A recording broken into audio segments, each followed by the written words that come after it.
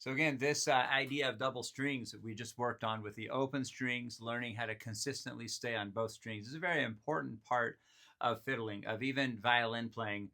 Again, everybody loves the sound of double strings, and it sounds like you're two players. So if you can do more, I always say if you can do more, and so more is good if it's done with quality. If you add more and it stinks and you're frustrated, then it's not so great. And that's why we really need a lot of instruction. Actually, in all of these things, we need help.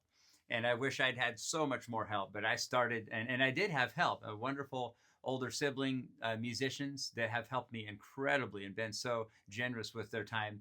But they were also working and in college and a lot of these kind of things. So then I had to go and try to find cassette tapes, and a lot of y'all might not have ever heard of what those ancient things are, but and pull them up and hit play and stop and try to rewind, and they were all regular speed, and it's complicated. But when we want to step out and add something that adds flavor, and that's really what the double strings, it adds like another instrument in a way because you're doing two strings, and then it adds a whole cool sound, so it adds flavor. So if you were going to play Oh Susanna is my favorite double string song to get started on, so that's what we're going to do. But when I play through Oh Susanna just single strings, it's cool. It's a good.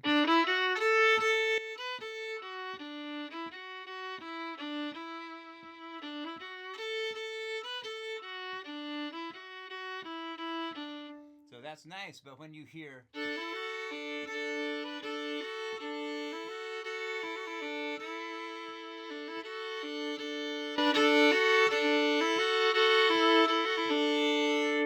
Then you're like, oh man, it just turned into way more of what we like. So that's a very wonderful thing. A lot of fiddle players want to be able to do double strings, and a lot of them do, and some of them pull it off. And then even more advanced things like double stops, where you're putting a finger on both strings. And then sometimes I even love sharing with people. I take my bow apart. And I'll eventually make a video of that where I play all four strings, which is very complex and difficult and frustrating. Don't try to do it now; you'll probably quit. But anyway, so here we are learning how to add into, we're going to work up to O Susanna. And on O Susanna, it uses just the D and A strings for the whole song. So it makes it very handy.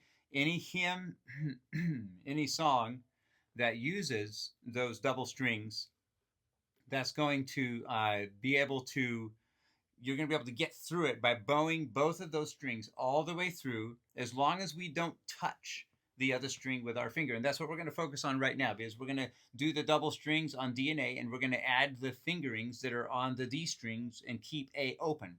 What you have to do is you have to roll your wrist out like this and your fingers over farther, and even touch the G over this way so you don't touch A.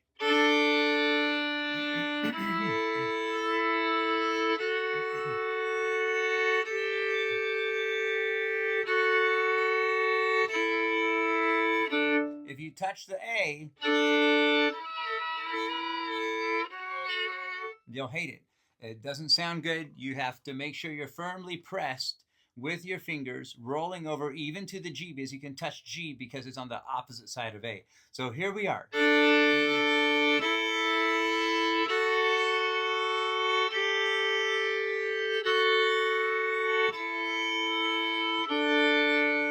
Now we worked on, in your song, you're going to be sometimes fingering the string on this side and leaving the string open on that side, and sometimes you'll finger the string on this side and leave that string open. So you have to learn through your scales the very best way, because you're able to take the time and concentrate and slow it down, not worry about the stress of a song. Scales and open strings, these are all wonderful and bow exercises to get away from a song and relax a little, that you're not having the stress of playing the song. Because often people only play songs, and I'm like, have you been doing scales exercises? Do you break it down? Do you slow it down? Do you make it really simple? I've taught so much through the years that I've realized that people jump one step too far and then they just lose it, and then there's a lot of frustration. So you want to take the time and slowly build into the thing you're learning. So these double strings, it's very important that we keep on both strings going all the time, and then we never touch a string with the finger that is on the string next to the string that's left open.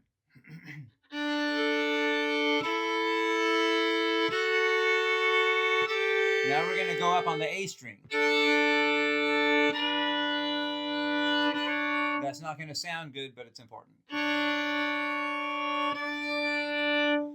A huge benefit to the double strings, and this is what I'll stop with in this video, I'll end with this last comment, is simply that you are learning to play more in tune because you have a string to play with.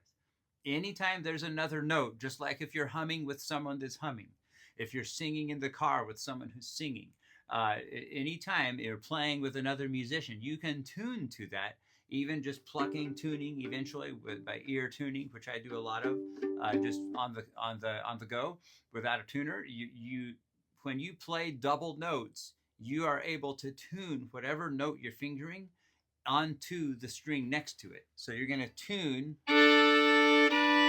like that B note on the A string with open D. It's harder to tune the C sharp with the open D. But the D on the A string with open D is easy to tune. It's an octave. And then you can tune the notes on the D string with A.